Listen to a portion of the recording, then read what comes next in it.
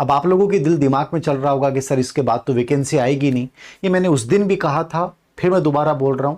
इस सरकार के लेवल पे पहले ये विचार था कि हम 3 भर्तियां निकालेंगे, ग्रेड फर्स्ट भी 3, ग्रेड सेकंड भी 3, ग्रेड थर्ड संभवतः 2 भर्तियों की इनकी चर्चा थी। लेकिन वर्तमान में ये पद जो जुड़े हैं यदि नहीं होते तो 3 होती। अब मुझे जहां तक लग रहा है कि 2 भर्तियां जरूर निकालेंगे। और आप उसका ये देख लीजिए कि ये जो स्टाफिंग पैटर्न का इन्होंने देखा है, ये शासन सचिव वाले सचिवालय से है, ये कोई वैसे नॉर्मल किसी ने बनाया हुआ नहीं है। तो इसको थोड़ा सा समझना, स्टाफिंग पैटर्न होता है क्या है। स्टाफिंग पैटर्न का मतलब ये होता है कि जो नए विद्यालय खोले गए हैं या किसी विद्यालय में कोई संकाय स्वीकृत किया गया है या किसी विद्यालय में जो पद हैं बहुत कम हैं या किसी विद्यालय में पद बहुत ज़्यादा हैं, वहाँ से कम वालों में लगाया जाएगा। सच्चाई में कितने अध्यापक कार्यरत हैं, रिटायरमेंट कितने हो गए, उसकी वर्तमान स्थिति के अनुसार जो पैटर्न किया जाता है उसको अपन स्टाफिंग पैटर्न बोलते हैं। तो इसमें पद घटते और बढ़ते हैं, लेकिन विशेष बात यह आई है कि इसमें पद बढ़ा रहे हैं। तो वर्तमान सरकार के अनुसार जो नवीन विद्यालय खोले गए हैं उसके अनुसार जो सिचुएशन है वो ये है। जैसे स्पेशली अपन बात करें व्याख्याता पदों की बात करें तो व्याख्याता की जो है वो पहले 55,114 पद स्वीकृत थे। स्टाफिंग पैटर्न के अनुसार 84,241 हो जाएंगे, यानी 29,127 पदों की आवश्यकता पड़ेगी। अब पहले जो फरवरी में इनका आया था रिक्त पदों की स्थिति, उसमें स्कूल लेक्चर में लगभग 20,000 के आसपास मैंने लिखा था 20,416 पद जो हैं वो इनके पास रिक्त हैं।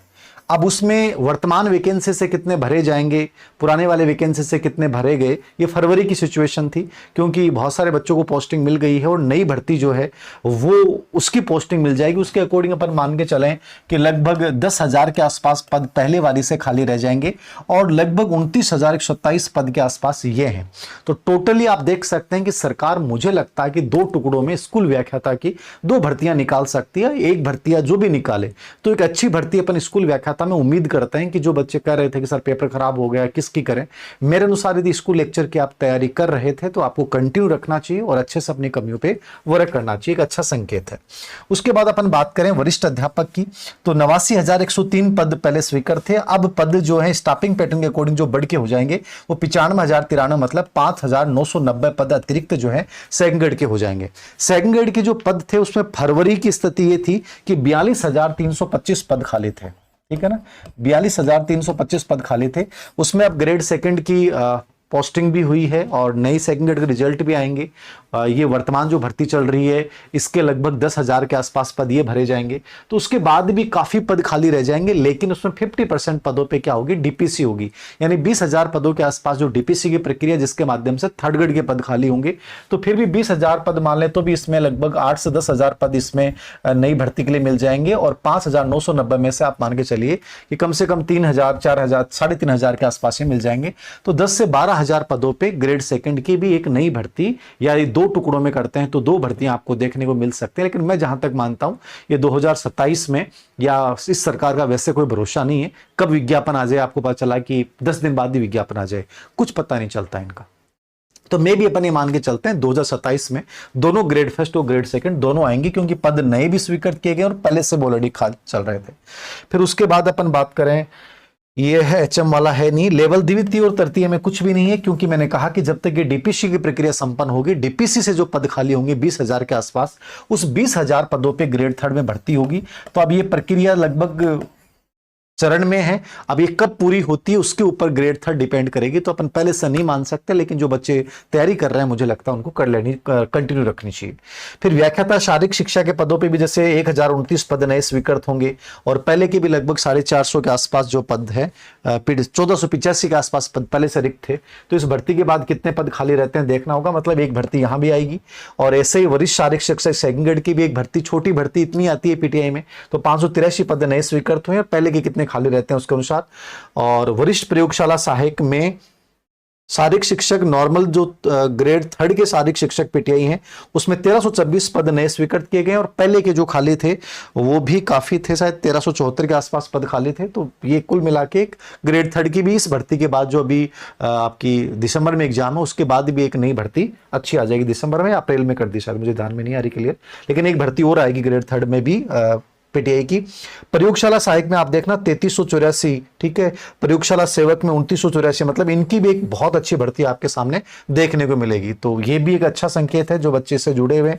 पुस्तकालय लाइब्रेरियन की 547 और 1026 पद नए स्वीकृत किए गए और ऑलरेडी कुछ इस भर्ती के बाद भी पहले वाली भर्ती के भी कुछ पद खाली हैं, तो उनके भी कुछ खाली रह जाएंगे। जैसे 493 और 1223 खाली थे, तो उसमें से भी अपन मिला के मान के चलेंगे 1000 के आसपास एक भर्ती आ जाएगी। मतलब टोटली देखने को मिल रहा है कि इस स्टाफिंग पैटर्न वाला जो नया बिंदु है, इसके अनुसार काफी अच्छा संकेत है सभी चीजों के लिए। जैसे अपन ये बात करें, पूर्व प्राथमिक शिक्षा तो ज्यादा कुछ नहीं है, वरिष्ठ बेसिक कंप्यूटर अनुदेशक, इसके लगभग 6,993 नए पद स्वीकृत हो रहे हैं स्टाफिंग पैटर्न में। वरिष्ठ के 209 हो रहे हैं, जबकि ऑलरेडी इसमें पद खाली चल रहे हैं। तो इसमें भी वैकेंसी निकाल दी है, लेकिन फिर भी उसके खाली रहने के बावजूद इतने नए पदों पे एक भर्ती आपको नहीं देखने को मिलती है। और ये क्या होता है, पदोन्नति वाले कम होते हैं, इसमें लगभग जो होते हैं वो नई फ्रेश भर्ती होती है। तो ये भी कंप्यूटर वाले बच्चों के लिए भी अच्छा संकेत है।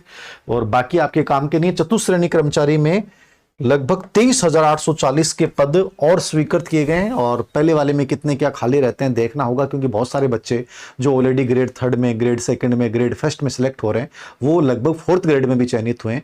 तो 4th ग्रेड की मुझे लगता है कि लगभग 40,000 के आसपास एक बड़ी भर्ती और आ जाएगी। तो टोटली एक अच्छे संकेत हैं। आने वाले 2 साल में अपन उम्मीद करते हैं कि आपको एक अच्छे अवसर मिलेंगे।